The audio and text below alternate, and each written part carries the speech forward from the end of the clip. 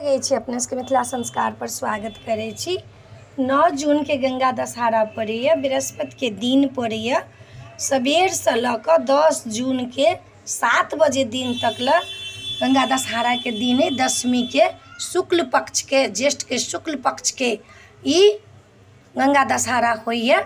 आ ओई दिन 10 तारीख से फिर 7 बजे के बाद एकादशी लागू भ जात। तो गंगा दशहरा 9 तारीख के ये बृहस्पति के दिन पड़ैया। आई दिन माँ गंगा भागीरथी के अनुरोध पर माँ गंगा धरती पे आयल छथिन।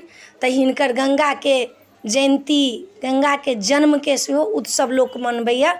ओहि दिन जे गंगा में स्नान करैया ओकरा कते यज्ञ कैला के फल भेटै छै।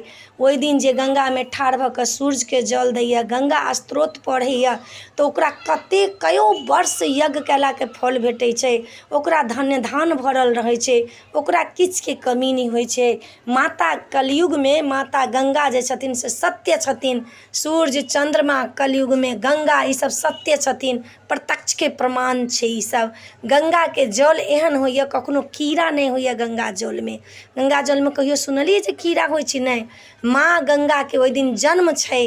9 तारीख के गंगा दशहरा जे लोक मनबैया वही ला लोक मनबैया। आई दिन का जल दान करे के बेसी महत्व छै।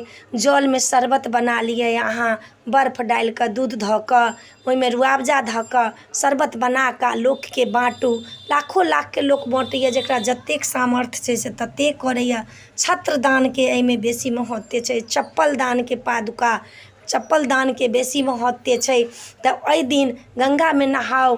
लोग हरिद्वार जाइए नहायला, पहलेजा नहा जाइए, सिमरिया नहा जाइए, गरगंगा नहा जाइए। एहि नहान के गंगा दशहरा के नहा के बड्ड महत्व छै। कयो जन्म के पाप कटित भ जात। दान पुण्य करू, अन्न दान करू, ब्राह्मण के दिया, भूखा नंगा के दिया, केकरो दिया जे प्यासल छै तकरा दिया।